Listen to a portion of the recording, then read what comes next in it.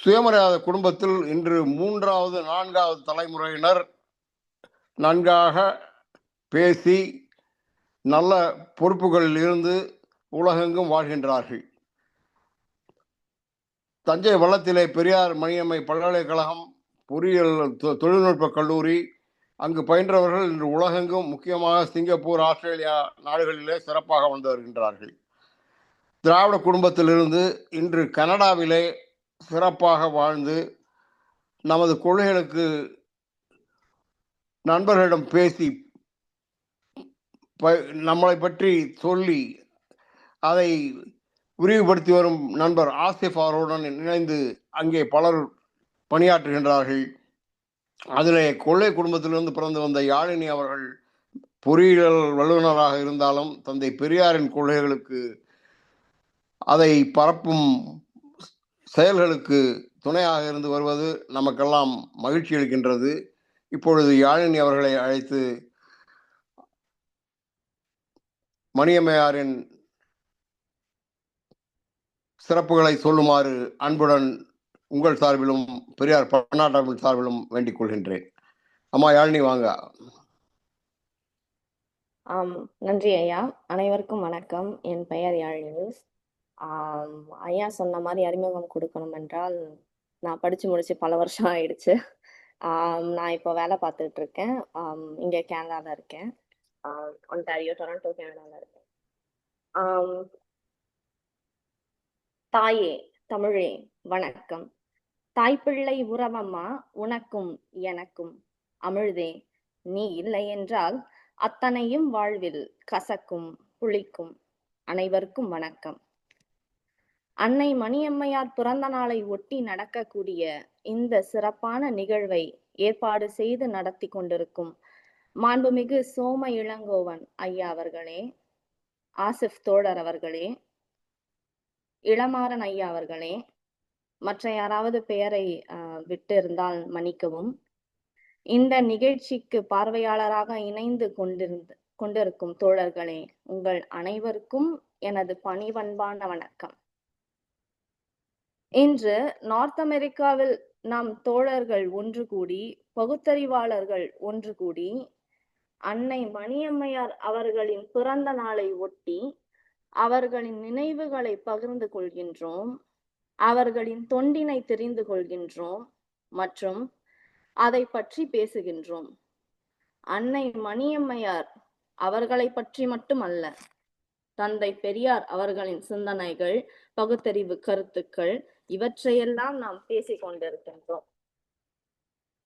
கனடாவில் மட்டுமல்ல, America, Australia மற்றும் யூரோப்பியன் கண்ட்ரீஸ் ஆகிய நாடுகளில் கூட நாம் தந்தை பெரியார் அவர்களை பற்றியும் அவர்களின் கருத்துக்களை பற்றியும் பகுத்தறிவு சிந்தனை பற்றியும் பேசுகின்றோம் என்று சொன்னால், தந்தை பெரியார் அவர்களோ அவரின் கருத்துக்களோ தமிழ்நாட்டிற்கு மட்டுமோ அல்ல, இந்தியாவிற்கு மட்டுமோ உரிய கருத்துக்களாக அல்லாமல் இன்று உலக அளவில் ஐயா தந்தை பெரியார் அவர்களின் கருத்துக்களை பேசுகிறார்கள், அதன் அவசியத்தை உணர்ந்து கொண்டிருக்கிறார்கள் என்று சொன்னால், ஐயா தந்தை பெரியார் அவர்கள் உலகமயமாகியிருக்கிறார்.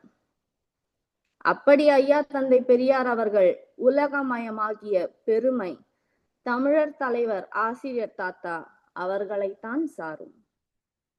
எனவே இவ்வேளையில் ஐயா தந்தை பெரியார் அவர்களை உலகமயமாக்கிய நம் ஆசிரியர் தாத்தா ஐயாவிற்கு நான் நன்றி சொல்ல கடமைப்பட்டிருக்கிறேன். இந்த வருடம் அன்னை மணியம்மையார் 107வது பிறந்த நாள். அது மட்டுமல்ல, அன்னையார் நம்மை விட்டு பிரிந்து 48 ஆண்டுகள் ஆகிறது.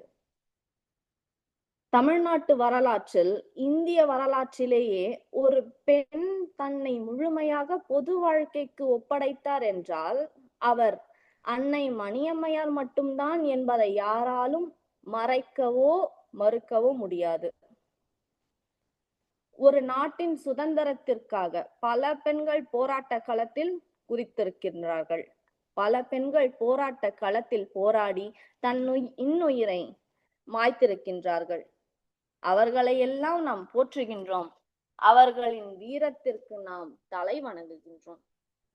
இதில் பார்த்தீர்கள் என்றால் பெரும்பான்மையான பெண்களின் மக்களின் ஒன்றுபட்ட உணர்வை அவர்கள் பிரதிபலிக்கிறார்கள்.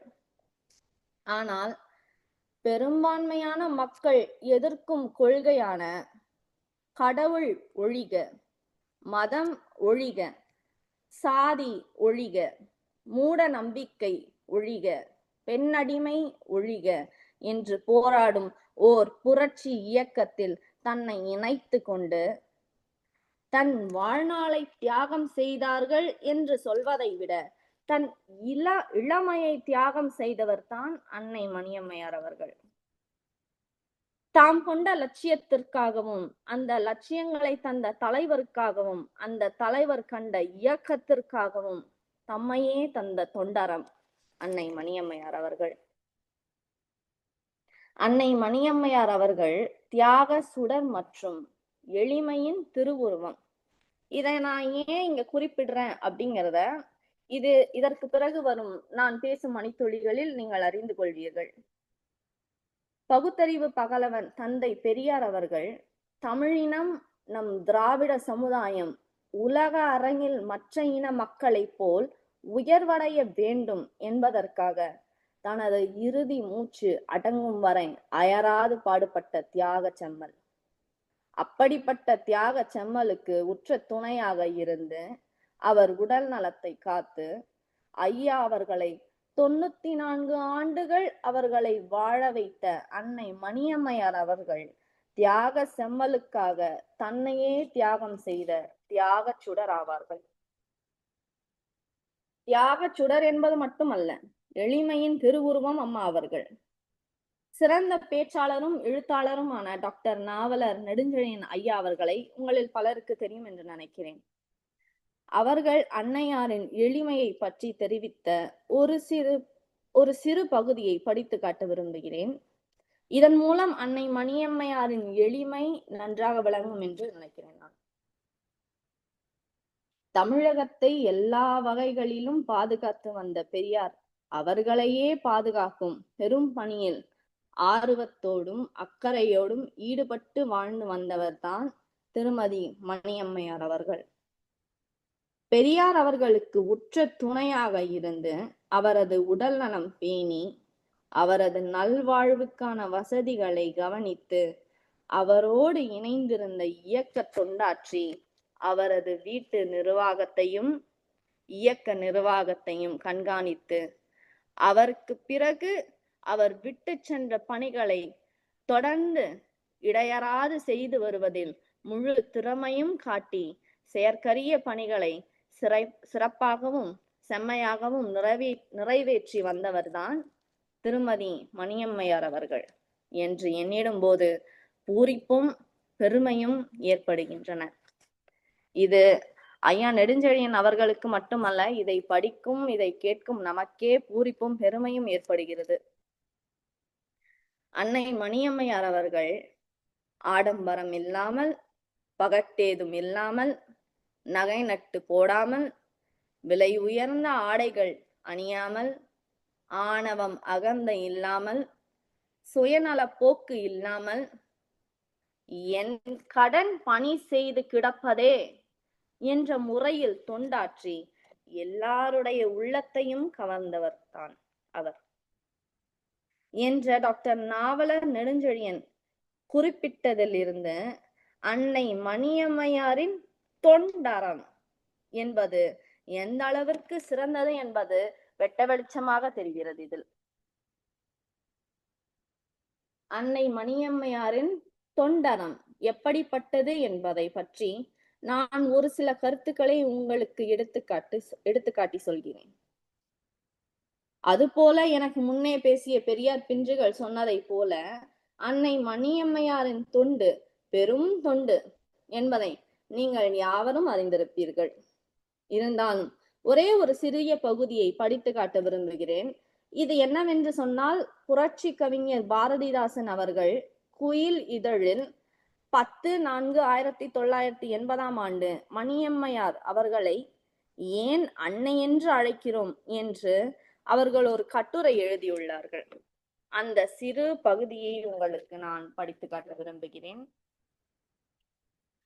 தாம் போகும் வழிகளை மறித்து கொண்டிருந்த ஒரு குன்றத்தை குத்தி உடைத்து கொண்டிருந்த 2 தோள்களை கண்டோம். தம்மை நோக்கி சீறி வருகின்ற நெருப்பு மழை சிரித்து கொண்டிருந்த 2 உதடுகளை கண்டோம். தமிழ் நெறி காப்பேன், தமிழரை காப்பேன், ஆரிய நெறியை அடியோடு மாய்ப்பேன் என்று அறையில் அல்ல, மலை மேல் நின்று மெல்ல அல்ல, தொண்டை கிழிய முழக்கமிடும் ஓர் இருடியத்தால் செய்த உள்ளத்தை கண்டோம். இது பெரியார் அவர்களை பற்றி பாரதிதாசன் ஐயா குறிப்பிட்டிருக்கிறார்கள். அது மட்டுமல்ல, குன்று உடைக்கும் தோளும் நெருப்பு மழைக்கு சிரித்த உதடுகளும் இருடிய உள்ளமும் ஒரே இடத்தில் கண்டோம். இந்த அணுகுண்டு பட்டறைத்தாம் பெரியார் என்பதை கண்டோம். யாரை புகழ்ந்து எழுதினோம், புகழ்ந்து பாடினோம், ஆயினும் நாம் பாட இன்னும் மேலான பொருள் வேண்டும் என்று ஆராய்ந்து கொண்டிருந்தோம்.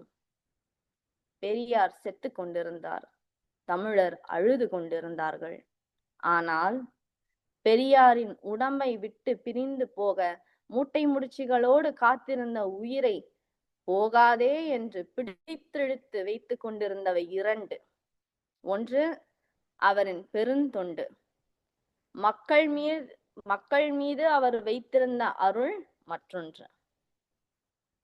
ஆயினும் காற்றிறங்கி பொதிமாடு போல் பெருத்து தொங்கும் அவர் விதையின் ஒரு பால் ஒட்டிய ஆண் குறியின்று முன்னறிவிப்பின்றி பெருகும் சிறுநீரை உடனிருந்து களனேந்தி காத்து ஓர் அருந்தொண்டு அவர் பெருந்தொண்டால் முடியாது, அவர் மக்கள் மேல் வைத்துள்ள அருளால் முடியாது. பெரியார் வாழட்டும் என்று தன் துடிக்கும் இளமையை பெரியாருக்கு ஒப்படைத்த ஒரு பொடி பெண்ணை, எப்படி? பெரியார் வாழட்டும் என்று தன் துடிக்கும் இளமையை பெரியாருக்கு ஒப்படைத்த ஒரு பொடி பெண்ணை அன்னை என்று புகழாமல் நாம் வேறென்ன புகழ வேண்டும்? பெரியார் மேடை மேல் வீற்றிருப்பார். ஓர் இலக்கம் தமிழர் அவரின் தொண்டுக்காக மல்லிகை முதலிய மலர்களாலும் வெட்டிவேர் முதலிய மணப்பொருளாலும் அழகு பெற கட்டிய மாலைகளை ஒவ்வொன்றாக சூடி பெரியார் எதிரில் 2 வண்டி அளவாக குவிப்பார்கள். அதே நேரத்தில் எல்லாம் உடைய அன்னை மணியம்மையார் ஏதுங்கெட்ட வேலைக்காரி போல் மேடைக்கு ஏற்றத்தாழ அரைக்கால் தொலைவில் தனியே உட்கார்ந்து சுவடி விற்று கொண்டிருப்பார்கள். இதில் பாரதிதாசன் ஐயா என்ன சொல்கிறார் என்றால், பெரியார் அவர்கள் தங்களது சிந்தனைகளை, பகுத்தறிவு கருத்துக்களை மேடையில் பகிர்ந்து கொண்டிருக்கும் பொழுது 1/2 கிலோமீட்டர் தொலைவில் மணியம்மையார் அவர்கள் தனியே உட்கார்ந்து அங்கே பெரியார் அவர்களின் சிந்தனைகள், பகுத்தறிவு கருத்துக்களை ஒரு புத்தகத்தில் பதிவிட்டு அதை விற்று கொண்டிருப்பார் என்று கூறியிருக்கிறார் பாரதிதாசன் ஐயா அவர்கள். ஒரே ஒரு மாலையை என் துணைவியாருக்கு போடுங்கள் என்று அந்த பாவியாவது சொன்னதில்லை. என் அன்னையாவது முன்னே குவிந்துள்ள மாலைகளை மூட்டை கட்டுவதன்றி அம்மாலைகளில் எல்லா மணக்கும் பெரியார் தொண்டை முகர்ந்து முகர்ந்து மகிழ்வதன்றி ஓர் இதழை கிள்ளி தம் தலையில் வைத்தார் என்பதும் இல்லை என்று அழகாக பாரதிதாசன் ஐயா அவர்கள் குறிப்பிட்டிருக்கிறார். பாருங்கள், எவ்வளவு பெரிய தொண்டு. நாம் ஒரு திருமணத்திற்கு சென்றாலே அங்கள் பூக்கள் அழகாக இருந்தால், அது அழகாக இருக்கே என்று கிள்ளி அதை நம் தலையில் வைத்துக் கொள்வோம். அப்படி இல்லை என்றால் கடைகள் சென்றோம் என்றால் அங்கள் பூக்கள் அழகாக இருந்தால் அதை வீட்டிற்கு வாங்கி வந்து ஃப்ளவர் வேஸில் வைத்துக் கொள்வோம். ஆனால் அவ்வளவு மாலைகள் அடுக்கி மூட்டை கட்டுவாரே தவிர நாம் ஒன்றையாவது கிள்ளி தலையில் வைப்போமா என்று அந்த அன்னை நினைத்தது கூட இல்லை என்று சொன்னால் அவர்தான் அன்னை மணியம்மையார். இதுதான் அவரின் தொண்டரம். அது மட்டுமல்ல தோழர்களே, இப்படிப்பட்ட ஒரு எளிமையான பொறுமையான ஒரு அன்னையாக மட்டும் நமக்கு காட்சி தரவில்லை. ஐயா தந்தை பெரியார் அவர்கள் மறைந்த பிறகு அவர் போற்றி வைத்த திராவிடர் கழகம் இருக்குமோ என்று எவ்வளவோ பேர் எண்ணிய பொழுது இருக்கும், சாதிக்கும், லட்சியத்தை வென்றெடுக்கும் என்று சொல்லி நமது திராவிடர் கழகத்திற்கு தலைமை ஏற்று இன்று வரை திராவிடர் கழகம் வீரநடை போட வித்திட்ட ராவண லீலா நடத்திய மிகப்பெரிய வீராங்கனை அன்னை மணியம்மையார் அவர்கள். அன்னை மணியம்மையார் அவர்களின் தொண்டினை போற்றுவோம். வாழ்க அன்னை மணியம்மையார், வளர்க அவரின் புகழ். நன்றி, வணக்கம்.